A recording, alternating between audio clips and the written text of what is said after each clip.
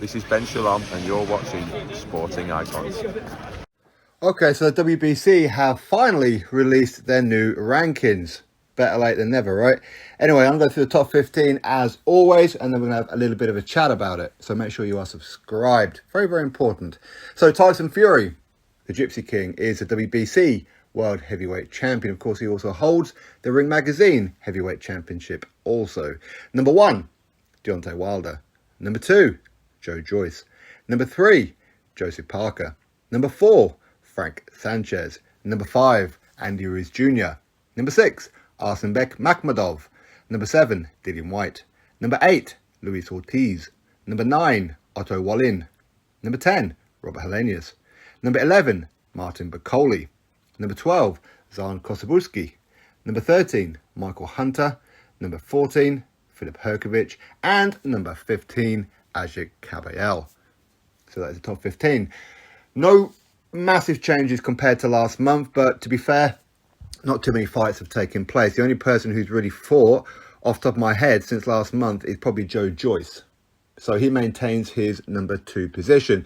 But this goes to show that it doesn't matter what anybody does in this top 15, whether they get great wins, average wins, journeyman wins, whatever wins that they're going to get, nobody is allowed to take that number 1 spot from Deontay Wilder.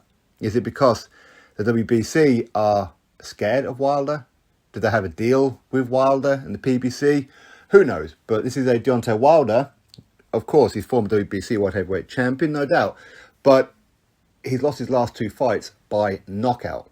Should not be number 1. He shouldn't be. He needs to earn that position. He needs to get it back by defeating 1 or 2 people in this top 15. Ideally, somebody in the top 5, minimum top 10, to maintain that kind of position. But it's a guy who hasn't fought in, well, quite some time, ever since he fought TysonFury. We don't even know for sure if he's coming back, but it goes to show either way, doesn't matter what anybody does, nobody's allowed that number 1 position. The WBC don't want anybody else to have it except Deontay Wilder. Listen, they've been wrapping him up in cotton wool for the longest time. Why change the habit of a lifetime? Now, the only real change in this top 15 is Zhan Kosabuski.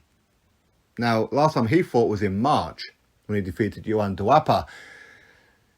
As most people do defeat Johan Duapa. But I don't really know why he's jumped 3 positions. I'm not too sure. Is he still promoted by Frank Warren? I know that he's never been on a Frank Warren show, but Frank Warren is his promoter, or at least he was his promoter. So I don't quite know what the deal is. No idea. But other than that, there has been no real changes. But as I said before, it's only really Joyce that's fought in the last 4 or 5 weeks that I'm aware of. But going forward, of course, potentially you could see Robert Helenius take on Deontay Wilder. That is a muted comeback fight for Deontay Wilder, so that would be interesting. It'd be interesting to see what happens with Dillian Whyte going forward. Is he still going to go down the route of the WBC? Because now he is ranked in the IBF. So don't be surprised if he ends up taking on the winner of a Filip Hrgović and Zhilei Zhang. Okay, but it'll be very interesting to see what happens with Dillian Whyte. If not, I'd like to see him take on anybody in this top 15. Anybody will do, to be honest with you. Maybe Ajit Kabayel. That'd be ideal, I think. But as I said, outside of that, there is no real changes. Of course, you've got number 8, Luis Ortiz, and number 5, Andy Ruiz Jr. Of course, they're going to be fighting next month. But, I mean, will there be some kind of WBC belt on the line? You know, they are both PBC fighters. We know the relationship with the PBC and the WBC is quite strong. So, potentially, there could be some kind of trinket title on the line where the winner of that fight could end up getting boosted into the number 2 position. And then before you know, you've got Wilder versus the winner of that fight.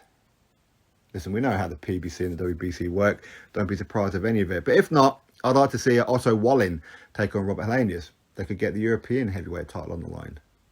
I believe Joyce has vacated that one. If not, he should, to be honest with you, because obviously Joyce is the WBO mandatory.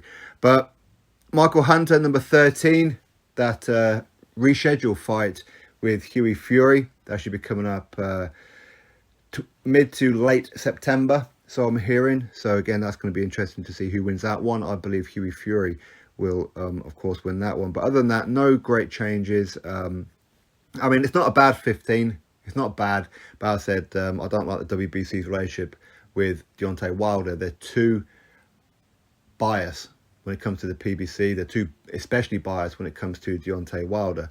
But other than that, I can't complain with too much of it. So anyway, that's my thoughts on the top 15 for the WBC.